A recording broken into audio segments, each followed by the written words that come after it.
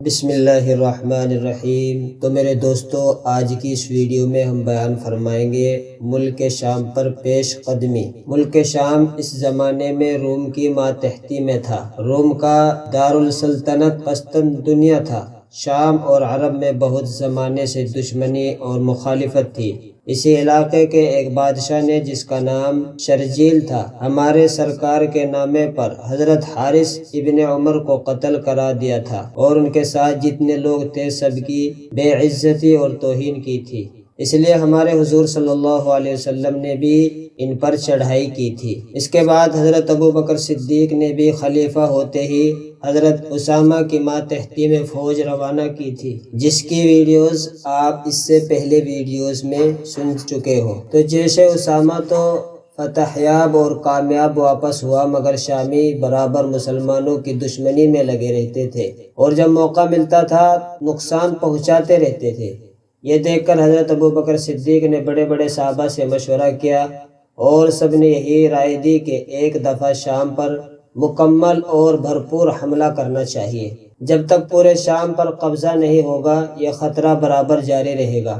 اس فیصلے کی بنا پر خلیفۃ المؤمنین نے سب مسلمانوں کو تیاری کا اور فوجوں کو شام کے چاروں طرف روانگی کا حکم دیا۔ دمشق کی طرف جو فوج گئی، اس کے سپہ سالار یزید ابن ابی سفیان مقرر ہوئے۔ حمص کی فوج حضرت ابو عبیدہ بن جراح کی ماتحتی میں روانہ ہوئی۔ اردن کی فوج شرجیل بن حسطہ کی کمان میں دی گئی، اور فلسطین کی جانب حضرت عمر بن عاص کی فوج بھیجی گئی۔ ان چاروں فوجوں میں کل 27,000 مجاہدین شریک تھے۔ حضرت ابو عبیدہ ابن الجراح جو حمص کی فوج کی سپہ سالار تھے، ان کو اس ساری فوج کا سپہ سالار اعظم بھی مقرر کیا۔ ان تمام تیاریوں کے بعد حضرت ابوبکر نے فوج کو کوچ کرنے کا حکم دیا۔ مسلمان جب شام میں داخل ہوئے تو شام کے گورنر، جو روم کے بادشاہ کے ماتحت تھے، چاروں فوجوں کے مقابلے میں رومیوں اور شامیوں کا الگ الگ لشکر جرار روانہ کیا۔ حضرت ابو عبیدہ نے دیکھا کہ رومیوں کی فوج بہت زیادہ ہے اور مقابلہ بہت سخت ہے۔ روم بہت طاقتور ملک تھا، اور اس کے فوجیوں کے پاس اسلحہ اور ساز و سامان بھی بہت زیادہ تھا۔ یہ ملک اس وقت دنیا کا سب سے زیادہ امیر اور مالدار ملک تھا۔ رومیوں کی فوج میں 2,40,000 سپاہی تھے۔ رومی گورنر ہرقل نے اپنی فوجیں ایسی جگہ جمع کی کہ ان کے سامنے دریا تھا اور پیچھے اونچے اونچے پہاڑ تھے۔ مسلمان فوجیں بھی اسی میدان میں خیمہ زن ہو گئے۔ مسلمان حملہ کرنے کے لیے تیار ہوتے تھے، مگر دریا اور پہاڑ کی وجہ سے کسی طرح بھی وار کرنے کا داؤ نہ لگتا تھا۔ جب اسی طرح میدان میں پڑاؤ ڈالے بہت دن گزر گئے، تو رومیوں کی کثرت اور ان کی تیاریاں دیکھ کر حضرت ابو عبیدہ نے خلیفۃ المؤمنین کو سارا حال لکھ کر بھیجا اور مدد کے لیے مزید فوجیں بھیجنے کی درخواست کی۔ یہ خط جب دربار خلافت میں پہنچا تو مدینے میں کوئی فوج موجود نہ تھی۔ مجاہدین کی بڑی تعداد تو عراق میں حضرت خالد سیف اللہ کی ماتحتی میں لڑ رہی تھی، اور ابھی ابھی انہوں نے فراز پر فتح حاصل کی تھی، اور جو بچے کچے سپاہی مدینہ طیبہ میں موجود تھے وہ شام کی طرف بھیجے جا چکے تھے۔ چنانچہ خلیفۃ المؤمنین نے بہت غور کر کے حضرت خالد کو فرمان لکھا کہ عراق کی جنگ یہیں پر روک دو، اور شام میں ابو عبیدہ بن جراح کی فوجوں کی مدد کے لیے فوراً پہنچو۔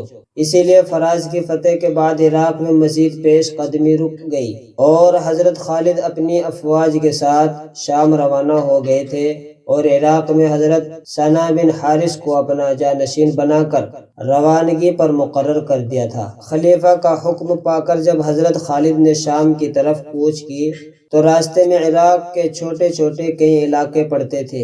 ان سب علاقوں کے لوگوں نے مسلمانوں کا مقابلہ کیا، مگر بہت چھوٹے چھوٹے لڑائیوں کے بعد سب شکست کھا گئے، اور مسلمان ان علاقوں پر قبضہ جماتے ہوئے شام پہنچ گئے۔ سب سے پہلے شام کے علاقے بصری پر مسلمانوں نے حملہ کیا۔ وہاں کے حاکم نے سخت مقابلہ کیا۔ فوج کے علاوہ بصری کے گرجاہوں کے پادری بھی مقابلے کے لیے میدان میں کود پڑے۔ بڑی سخت لڑائی ہوئی، مگر رومی بہت جلد شکست کھا گئے۔ بصرہ والوں نے اس شرط پر صلح کر لی کہ اب مسلمان ان پر حملہ نہ کریں گے اور وہ مسلمانوں کو ٹیکس یعنی جزیہ عطا کریں گے۔ یہی حضرت خالد کو اطلاع ملی کہ اجنادین کے مقام پر رومیوں کا عظیم الشان لشکر جمع ہے۔ اجنادین فلسطین کے علاقے میں واقع تھا اور حضرت عمر بن عاص یہاں پر مسلمانوں کی فوج کے سپہ سالار تھے۔ حضرت خالد فوراً اپنی فوج لے کر اجنادین پہنچے۔ یہاں لڑائی تو پہلے ہی جاری تھی مگر رومیوں کی تعداد زیادہ ہونے کی وجہ سے کوئی فیصلہ نہیں ہو رہا تھا۔ اب جب حضرت خالد کی فوج بھی لڑائی میں شامل ہو گئی تو ان کا پلہ بہت بھاری ہو گیا، تو رومی ہمت چھوڑ کر بھاگ کھڑے ہوئے اور اجنادین پر مسلمانوں کا قبضہ ہو گیا۔ یہاں سے فارغ ہو کر حضرت خالد سیف اللہ شام کی راجدھانی دمشق پہنچے۔ ادھر سے حضرت عبیدہ کا لشکر بھی وہیں آ گیا۔ اب دونوں فوجوں نے مل کر دمشق کا محاصرہ کر لیا۔ خیال یہ تھا کہ شہر والے محاصرے سے تنگ آ کر صلح کر لیں گے مگر وہ بھی مقابلے پر ڈٹ گئے اور پورے 3 ماہ محاصرہ میں رہنے کے باوجود صلح پر آمادہ نہ ہوئے۔ ابھی یہ محاصرہ جاری ہی تھا کہ حضرت خلیفۃ المؤمنین ابو بکر صدیق کی وفات ہو گئی۔ تو دوستو اگر یہ ویڈیو اچھا لگا ہے تو ویڈیو کو لائک اور ہمارے چینل کو سبسکرائب کر دے، بیل آئیکن کو پریس کر دے تاکہ آنے والی ویڈیو سے آپ باخبر رہ سکے ایسی ہی ویڈیوز دیکھنے کے لیے۔ ملتے ہیں ایک اور نئے ویڈیو میں، تب تک کے لیے خدا حافظ۔